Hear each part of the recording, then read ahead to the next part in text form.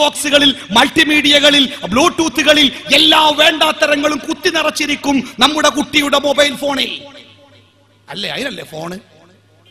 സ്കൂളിൽ പോണ കുട്ടി, ഒരു കുട്ടി ഇങ്ങനെ സ്കൂളിൽ പോകാൻ വേണ്ടി ഒരുങ്ങി നിൽക്കുമ്പോഴാണ് സ്കൂൾ ബസ് ഇങ്ങനെ മുറ്റത്ത് വന്ന് ഓണടിച്ചേ. പടച്ചോനെ, നേരം വൈകിയല്ലോ. ഓടിച്ചെന്ന് സ്കൂൾ ബസ്സിലേക്കാണ് കയറി. കുപ്പായത്തിന്റെ ബട്ടൺസ് ഇട്ടത് ബസ് കയറിയിട്ടാ. സ്കൂൾ മുറ്റത്ത് ബസ് നിർത്തി സ്കൂളിലേക്ക് നടക്കുമ്പോ എന്തോ ഒരു ഭാരമില്ലായ്മ, ഒരു കനം പോരാ, ഒരു ഭാരമില്ലായ്മ. എന്റെ പ്രശ്നം, സ്കൂൾ ബാഗ് എടുത്തിട്ടില്ല, മറന്ന്. ബേജാറിൽ ബസ്സിൽ ഓടി കയറിയപ്പോ ബാഗ് എടുക്കാൻ മറന്ന്. പടച്ചോനെ, ഇനി എന്താ കാട്ടുക?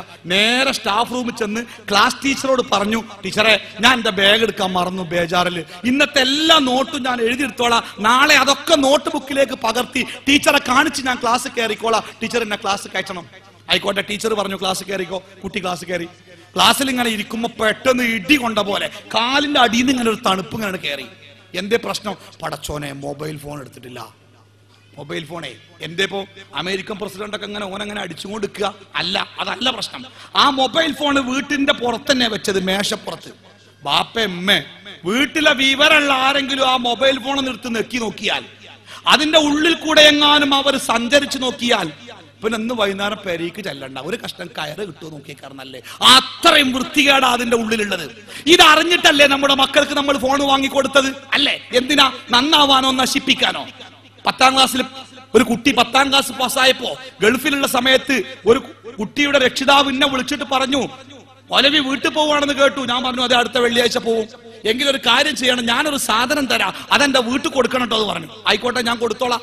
അങ്ങനെ വ്യാഴാഴ്ച വൈകുന്നേരം അയാൾ ഒരു നല്ല മനോഹരമായ ഒരു കവർ എന്റെ അടുത്ത് കൊണ്ടുവന്നിട്ട് പറഞ്ഞു, മൗലവി, എന്റെ മോള് 10ാം ക്ലാസ് പാസ്സായി. പാസ്സാവൂലെന്ന് ഞാൻ വിചാരിച്ചിരുന്നു, പക്ഷെ നല്ല മാർക്കോടെ പാസ്സായി. ഇത് അവൾക്കുള്ള ഒരു സമ്മാനമാണ്. ഞാൻ ചോദിച്ചു, എന്താണ് പെട്ടിയിലെന്ന് അറിയണല്ലോ, കസ്റ്റംസ് ഒക്കെ ഉള്ളതല്ലേ, എന്താ ഒന്ന് പറയണോ, സ്വർണ്ണാണോ എന്താണ്? അയാൾ പറഞ്ഞു, ഒരു മൊബൈൽ ഫോണാണ്. ഏതാ മൊബൈൽ ഫോണ്? അന്ന് മാർക്കറ്റിൽ ലഭിക്കുന്ന ഏറ്റവും വില കൂടിയ നോക്കിയ കമ്പനിയുടെ ഏറ്റവും വില കൂടിയ, എന്റെയൊക്കെ മനസ്സിന്റെ സ്വപ്നമായിരുന്ന ഒരു മൊബൈൽ ഫോൺ.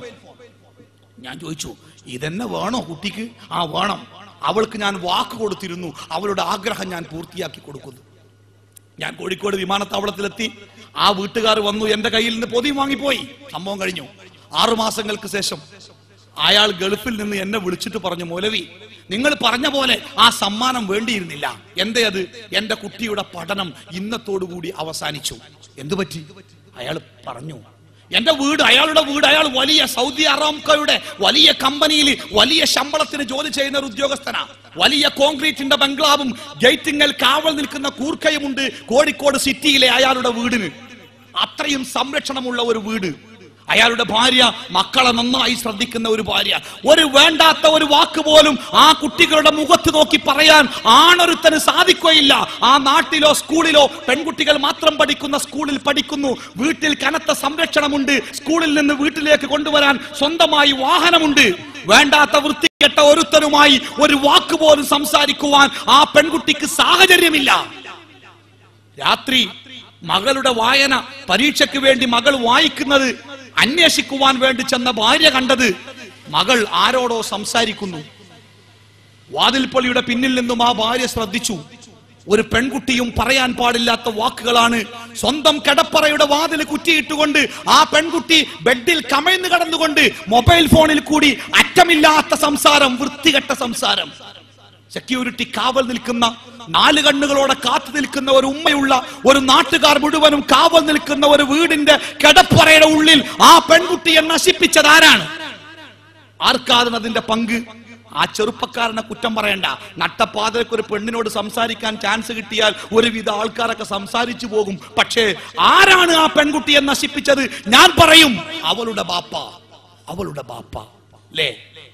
നമ്മുടെ കുടുംബത്തിന് വേണ്ടി നമ്മൾ ചെയ്തു കൊടുത്ത, നമ്മുടെ കുടുംബത്തിന് വേണ്ടി നമ്മൾ ഉണ്ടാക്കി വെച്ച സംവിധാനങ്ങളും സൗകര്യങ്ങളും അവരെ സ്വർഗത്തിലേക്ക് നയിക്കുന്നതാണോ അതല്ല അവരെ നരകത്തിലേക്ക് നയിക്കുന്നതാണോ എന്ന് ഒരു നിമിഷമെങ്കിലും ചിന്തിക്കേണ്ട ഉത്തരവാദിത്വം നമുക്ക് ഓരോരുത്തർക്കുമുണ്ട്. നമുക്ക് സ്നേഹമുണ്ടോ നമ്മുടെ കുട്ടികളോട്? നാളെ പടച്ച തമ്പുരാന്റെ നരകത്തിന്റെ വിറകായി തീരാതിരിക്കാൻ എന്ത് മുൻകരുതലാണ് പ്രിയപ്പെട്ടവരെ നമ്മൾ സ്വീകരിച്ചത്? 7 വയസ്സാകുമ്പോ നിങ്ങളുടെ കുട്ടിയോട് പറയണം, എടാ നിസ്കരിക്കുന്നു പറയണം. ഒരു ദിവസം പറഞ്ഞാ പോരാ, ഒരു ദിവസത്തിൽ ഒരു വട്ടം പറഞ്ഞാ പോരാ. ഹോമിയോപ്പതിന്റെ മരുന്ന് കൊടുക്കുന്ന പോലെ ഒരു ദിവസം 5 വട്ടം പറയണം. എടാ നിസ്കരിച്ചോ, എടാ നിസ്കരിച്ചോ, എടി നിസ്കരിച്ചോ. 1-2 ദിവസം പറഞ്ഞാ പോരാ, 3 കൊല്ലം പറയണം. 3 കൊല്ലം. ഒരു കൊല്ലം എന്ന് പറഞ്ഞാൽ 365 ദിവസം. 365-ന് 5 കൊണ്ടൊന്ന് ഗുണിച്ചു നോക്കണ്ടി, അപ്പൊ കിട്ടും ഒരു കൊല്ലം എത്ര വട്ടം പറയണം. അതിനെ പിന്നെ ഒരു 3 കൊണ്ട് ഗുണിച്ചു നോക്കണ്ടി, അപ്പൊ കിട്ടും 3 കൊല്ലത്തിൽ എത്ര വട്ടം പറയണം. അത്ര വട്ടം പറയണം എന്നാ. നിസ്കരിച്ചോ നിസ്കരിച്ചോ നിസ്കരിച്ചോ നിസ്കരിച്ചോ. 10 വയസ്സായിട്ട് പറച്ചിൽ നിർത്തുക. എന്നിട്ട് ഇങ്ങനെ നോക്കുക, ബാങ്ക് കൊടുക്കുമ്പോ വല്ല അടയാളം കാണുന്നുണ്ടോ. ബാങ്ക് കേൾക്കുമ്പോ റിമോട്ടുമായിട്ട് ടിവിന്റെ മുമ്പ് തന്നെ പോക്കിച്ചാലേ പിടിച്ചിട്ട് ചന്തിക്ക് 4 കൊടുക്കണം, നല്ല ചുള്ളലുകൊണ്ട്. എന്താണ് അത്? ചികിത്സന്റെ 2ാമത്തെ ഘട്ട. കുട്ടിക്ക് പനി, ഡോക്ടറെ കൊണ്ടേ കാണിച്ചപ്പോ ഡോക്ടർ പറഞ്ഞു ഒരു 3 ദിവസത്തിന് ഗുളിക തരാം, മാറിയിട്ടില്ലെങ്കിൽ കൊണ്ടേണ്ടി. 3ാമത്തെ ദിവസം നമ്മൾ കുട്ടിയെ കൊണ്ട് ഡോക്ടറെ ഒരു കുറവുമില്ല, എന്നാ ഒരു ഇഞ്ചക്ഷൻ എടുക്കാം. എന്താ ആ ഇഞ്ചക്ഷൻ നേരത്തെ എടുത്തിടായിരുന്നു? ഇല്ല, അത് ചികിത്സന്റെ 2ാം ഘട്ട. ഗുളിക കൊണ്ട് മാറുമോ നോക്കുക, ഇല്ലെങ്കിൽ വേദനിപ്പിച്ചാൽ മതിയല്ലോ. നമ്മുടെ കുട്ടിക്ക് സൂചി കേൾക്കണേ പേടിയാ. ആ നഴ്സിന്റെ വെള്ളസാരി കണ്ടപ്പോഴേ ഇവൻ കരയാൻ തുടങ്ങി. നമ്മുടെ കുട്ടി കരയണേ നമുക്ക് വലിയ ഇടങ്ങേറാ. എങ്കിൽ പോലും നമ്മൾ നമ്മുടെ കുട്ടിയെ ബലമായി പിടിച്ചു കൊടുത്തു. ആ നഴ്സിന്റെ സൂചി കുട്ടിയുടെ ശരീരത്തിലേക്ക് ആണ്ടുപോയപ്പോൾ കുട്ടി കരഞ്ഞു. ആ കുട്ടിയുടെ കരച്ചിൽ കാണാതിരിക്കാൻ നമ്മൾ മുഖം തിരിച്ചു പിടിച്ചു. നമ്മുടെ കുട്ടിക്ക് വേദനിച്ചപ്പോഴും നമ്മൾ പിടിവിട്ടില്ല. സൂചി അടിക്കുവാൻ വേണ്ടി നമ്മൾ കുട്ടിയെ ശക്തിയായി പിടിച്ചു കൊടുത്തു. എന്തിന്? നമ്മുടെ കുട്ടി രോഗത്തിൽ നിന്ന് രക്ഷപ്പെടണം. ഒരല്പം വേദനിച്ചാലും കാര്യമില്ല അല്ലേ? 10 വയസ്സായിട്ടും നമസ്കരിക്കാത്ത ഒരു കുട്ടിയെ കണ്ടാൽ പ്രിയപ്പെട്ട സുഹൃത്തെ നമ്മൾ മനസ്സിലാക്കണം, നമ്മുടെ കുട്ടിക്ക് മാരകമായ ഒരു രോഗം ബാധിച്ചിട്ടുണ്ട്. എന്താണ് ആ രോഗം? കുഫ്ർ. നരകത്തിലേക്ക് എത്തിക്കുന്ന രോഗം. 3 കൊല്ലം ചികിത്സിച്ചിട്ടും നമ്മുടെ കുട്ടിയുടെ രോഗത്തിന് കുറവില്ല. അതുകൊണ്ട് ചികിത്സയുടെ 2ാമത്തെ ഘട്ടം വടിയെടുക്കണം, വേദനിപ്പിക്കണം കുട്ടിയെ.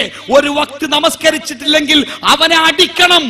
ഇംഗ്ലീഷിന് 10 മാർക്ക് കുറഞ്ഞ അടിക്കണം എന്ന് അള്ളാന്റെ റസൂൽ പറഞ്ഞിട്ടില്ല. കാക്കൊല്ല പരീക്ഷയ്ക്ക് ഒരു വിഷയത്തിന് B ഗ്രേഡ് കിട്ടിയാൽ കുട്ടിയെ പിടിച്ച് അടിക്കണമെന്ന് അള്ളാഹുവിന്റെ പ്രവാചകൻ പറഞ്ഞിട്ടില്ല. പക്ഷേ 3 കൊല്ലം നിങ്ങൾ പറഞ്ഞിട്ടും 10 വയസ്സാകുമ്പോൾ നിങ്ങളുടെ കുട്ടിയിൽ നമസ്കാരത്തിന്റെ അടയാളങ്ങൾ കാണുന്നില്ലെങ്കിൽ പേടിക്കണം, നിങ്ങൾ ശിക്ഷിക്കണം. നിങ്ങൾ കുട്ടിയെ ബലം പ്രയോഗിച്ചാണെങ്കിലും അവനെ നിങ്ങൾ ഇസ്ലാം മതത്തിലേക്ക്, നമസ്കാരത്തിലേക്ക് തിരിച്ചു കൊണ്ടുവരണം എന്ന് പഠിപ്പിച്ചത് ഹബീബുല്ലാഹി റസൂലുള്ളാഹി അലൈഹി സ്വലാത്തു വസ്സലാമാണ്. മറക്കരുത് നമ്മൾ. അപ്പോഴേ കുടുംബത്തോടുള്ള ഉത്തരവാദിത്തം എന്ന് പറഞ്ഞാൽ കുട്ടിയെ ഞാൻ ആഴ്ചയിൽ 2 ബ്രോസ്റ്റ് വാങ്ങിക്കൊടുക്കലുണ്ട്, എല്ലാ ദിവസവും ഇറച്ചി വാങ്ങലുണ്ട്, എന്നും മീൻ വാങ്ങലുണ്ട്, പച്ചരി അറിഞ്ഞാണ്ട് ഇപ്പൊ ബസുമതി അരിയാ വാങ്ങല്. അതിലേറെ ഇപ്പൊ എങ്ങനെയാ കുടുംബത്തെ നോക്കുക? കൂട്ടരെ, കുടുംബത്തെ നോക്കുക എന്ന് പറഞ്ഞാൽ തിന്നാൻ കൊടുക്കുക എന്നല്ല. ഒരു തള്ളക്കോഴിക്ക്, ഒരു പെടക്കോഴിക്ക് നിങ്ങൾ 25 കോഴിമുട്ട വെച്ചു കൊടുത്തു നോക്കി, കേടൊന്നും പറ്റിയില്ലെങ്കിൽ 25 മുട്ടയും വിരിയും. 25 മുട്ടയും വിരിഞ്ഞാല് കാക്കയും കഴുകനും പട്ടിയും പാമ്പും ഒന്നും പിടിച്ചില്ലെങ്കിലേ 25 കുട്ടികളെയും തള്ളക്കോഴി തിന്നാൻ കൊടുത്ത് വലുതാക്കും. ചിക്കി ചെരഞ്ഞ് വിളിച്ചു കൂട്ടി എല്ലാ കുട്ടികളും, ഒരു കോഴിക്കുഞ്ഞും ഭക്ഷണം കിട്ടാതെ മരിക്കൂല. കുട്ടിയൊക്കെ തിന്നാൻ കൊടുക്കുക എന്നുള്ളത് വലിയൊരു കഥയല്ല എന്നർത്ഥം. അങ്ങാടിയിലെ ചാവാലി പട്ടികൾ പ്രസവിച്ചാലേ ഒരാഴ്ച കഴിഞ്ഞാൽ തള്ളനെക്കാളും വലിപ്പുണ്ടാകും കുട്ടികൾ. പാല് മാത്രം കൊടുത്താൽ തള്ളപ്പട്ടി കുട്ടികളെ വളർത്തുക. 4-5 കുട്ടികളെ ഒപ്പം. നമുക്ക് ആകെയുള്ള 1.25 കുട്ടികളാ.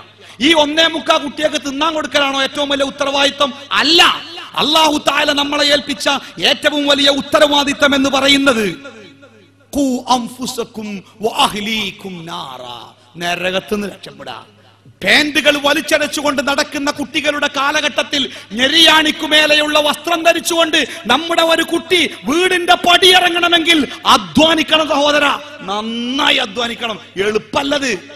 ശരീരത്തിന്റെ സൗന്ദര്യങ്ങൾ മുഴുവനും പുറത്തു കാണിച്ച് വഴിയോരങ്ങളിൽ കാത്തിരിക്കുന്ന ചെറുപ്പക്കാരന്റെ കണ്ണുകൾക്ക് വിരുന്നൊരുക്കുമാറ് വസ്ത്രം ധരിച്ചുകൊണ്ട് പെൺകുട്ടികൾ ഇറങ്ങി നടക്കുന്ന ഈ കാലഘട്ടത്തിൽ ശരീരത്തെ മറച്ചുകൊണ്ട് അള്ളാഹുവിന്റെ മതം പഠിപ്പിച്ച രൂപത്തിൽ ഒരു പെൺകുട്ടി വീട്ടിൽ